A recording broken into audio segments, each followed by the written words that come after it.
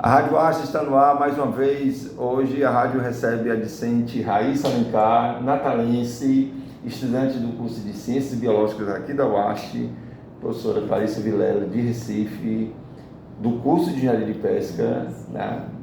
Graduação, mestrado e doutorado e pós-doutorado, tudo pela Universidade Federal Rural de Pernambuco. Seja bem-vinda aqui ao UAST, professora. Obrigada, estou aqui para ajudar desde 2005, recém ainda chegaram, mas firmes aí para fazer pesquisa, ensino e extensão. E sejam bem-vindos à Rádio UAST. Obrigada. Agradecer a presença de vocês, que hoje nós vamos falar da pesquisa em aquicultura. E quero começar com Raíssa, que ela explica o que é o zooplâncton, o que é o fitoplâncton e a importância deles na aquicultura. Bom, gente, o fito e o zoo, eles compõem o plâncton, que está livremente na coluna de água dos oceanos. E são importantíssimos para a aquicultura como um todo. A principal diferença entre o fito e o zoo: o fito são microalgas cianobactérias que realizam a fotossíntese. Elas são a base da cadeia alimentar aquática. Já o zoo, são animais microscópicos que eles se alimentam dessas microalgas, portanto eles não realizam fotossíntese e eles são os consumidores primários da cadeia alimentar aquática. E a importância deles para a aquicultura? A importância deles para a agricultura é vital, porque principalmente nas fases iniciais dos organismos aquáticos, por exemplo, os camarões e os peixes, para terem um melhor desenvolvimento e atiçar o instinto de caça dos animais desde cedo, eles precisam do fito e do zoo. Inicialmente do fito, com as microalgas cianobactérias, e quando eles já estão numa maturação maior, eles já conseguem consumir o zooplâncton e assim eles se desenvolvem melhor, tornando-se um alimento mais nutritivo para a agricultura.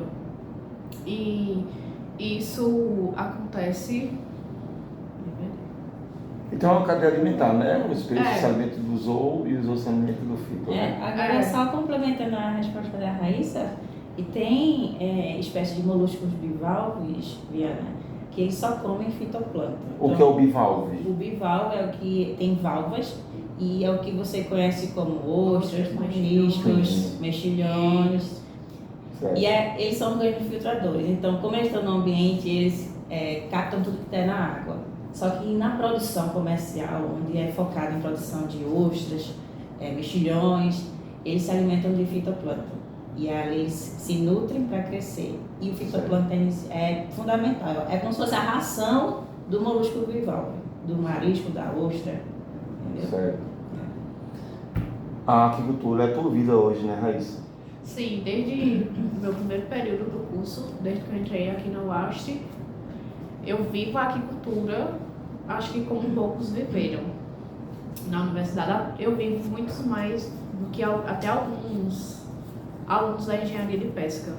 Desde o meu primeiro período, eu fui para Itamaracá, no campus Focumar, com a coordenação do nosso querido Ricardo, que infelizmente não está mais entre nós. Sim, Ricardo.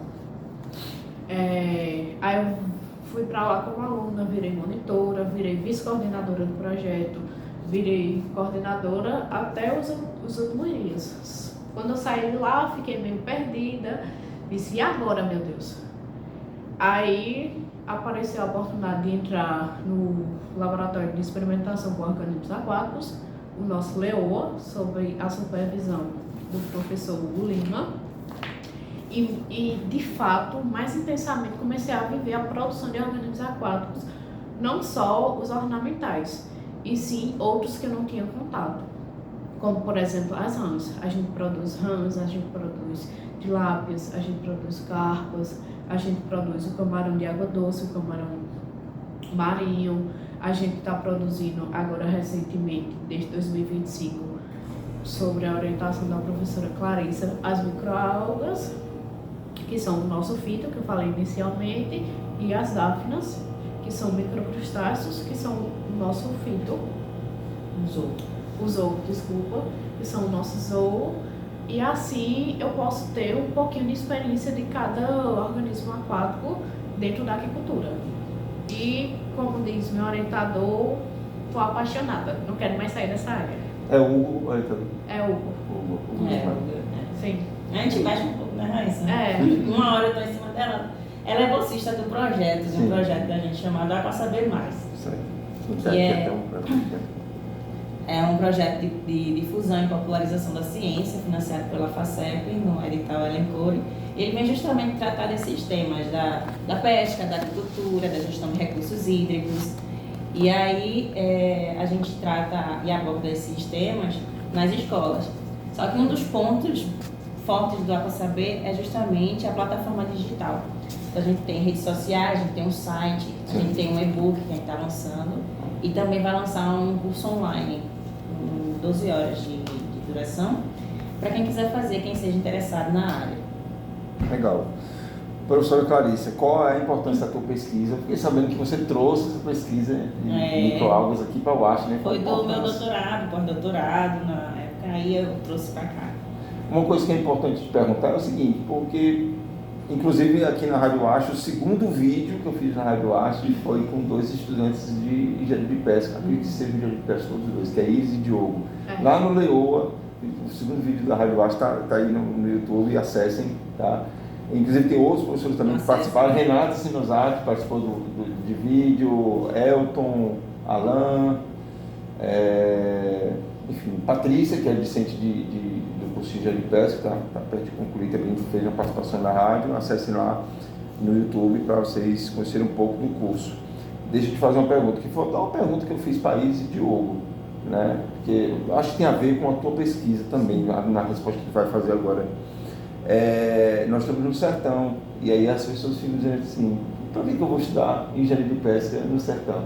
Porque o curso de engenharia de pesca deveria estar numa cidade litorânea e não no sertão, né, professora? Mas é aí que ocorre o destino é traiçoeiro. Na verdade, a gente não conhece, né? A gente tem dados hoje no Brasil que a maior produção em Pernambuco é no interior. Sim. Então, apesar do litoral de ter uma grande produção, mas a produção do interior comporta mais de 50% da produção de Pernambuco. E as pessoas não sabem disso. Claro, tem a pesca extrativista no litoral, mas também tem a pesca extrativista nos açudes aqui da região do sertão. E ainda tem a produção aquícola, que é justamente ali no Vale de São Francisco, tem viveiros escavados, tanques suspensos, e o carro-chefe é a produção de tilápia. E soma-se as pequenas produções, né, em cidades pequenas. Então, assim, hoje o IBGE tem uma estatística mais robusta a respeito da agricultura no Brasil. E aí ele tem os dados por município. E quando a gente olha para o estado de Pernambuco, a gente vê nos municípios um crescente produção, somente na Lima Polo de Jatobá, Itacuruba, Petrolândia. Então, detendo esses 3, já é quase 50% da produção de Pernambuco. Então você que mora no sertão, ou que não mora no sertão, mas quer viver aqui no sertão, venha e tem interesse em cursar, né, engenharia de pesca. É um atrativo, né, a importância desse curso dentro aqui do sertão do Pajeú. Aí você vê, né, a importância do curso de engenharia de pesca aqui na unidade de Serra Talhada.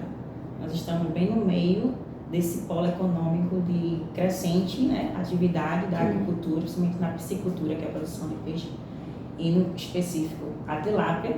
Então, esse mercado de produção precisa de engenheiros capacitados na área, né? Até biólogos também que se interessam pelo assunto. Claro. Então, capacitando esses profissionais, eles vão conseguir abastecer esse mercado de produção e aí também garantir a maior oferta de peixe, né, na mesa do consumidor.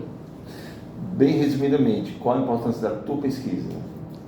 A minha pesquisa, eu trabalho com microalgas, trabalho com zooplâncton. Como a Raíssa falou no início, são importantíssimos na área da nutrição aquática. Então a gente usa nas fases iniciais, que eu chamo um pacotinho de amor. O zooplâncton encapsula a microalga, se alimenta dela, porque ele tem enzimas digestivas que só ele consegue quebrar a parede celular das células das microalgas. E aí o animal, após lavar lá do camarão, quando se alimenta do zooplâncton, ele consegue já absorver os nutrientes que o zooplâncton sintetizou a partir da alimentação do fitoplâncton. Então, essa transferência energética ao longo da cadeia é mais eficaz com o zooplâncton do que se eu desse só a microalga para um organismo que, por exemplo, é carnívoro ou onívoro. Então, esse zooplâncton vai servir de elo nutricional entre microalgas e o camarão ou o alevino de peixe. Então, a minha pesquisa é justamente nessa área de nutrição aquática, a partir do alimento vivo, e também na prospecção biotecnológica. Então, nas microalgas, a gente pode ser utilizar também para prospecção de biotecnologia. Então, as microalgas produzem biomoléculas ativas que podem ter propriedades anticancerígenas, antifúngicas, antibacterianas. Então, isso tudo pode ser explorado ainda em várias vertentes, em fármacos, em alimentos, em cosméticos, né? Recentemente, mandei um projeto para Pernambuco de Inovadores relacionando a microalgas a cosméticos. Então, a gente vai ver. Massa. Bacana. Existe zooplâncton e fitoplâncton tanto na água doce como na água salgada, não é isso? Sim, tanto na água doce como na salgada. O que a gente está aqui são duas espécies de água doce, tanto a microalga quanto o zooplâncton. A gente tem aqui duas espécies de água doce. Mas uma coisa que as pessoas não têm uma noção ainda é que esses organismos ainda são muito utilizados na agricultura ornamental. Sério? Então, imagine você com um peixe no seu aquário, que é caro, um peixe ornamental, Sim. né? E aí você quer manter aquele peixe mais saudável possível, mais bonito possível. Então, o nicho de consumidores de peixes ornamentais é diferenciado de quem quer consumir peixe. Ele quer manter aquilo ali vivo, o mais bonito possível. O tal peixe japonês, né? O moleque talvez seja o mais conhecido. Então ele vai pagar caro por um alimento saudável, um alimento bom. E esse zooplâncton ele vai entrar com um alimento, geralmente é congelado ou liofilizado.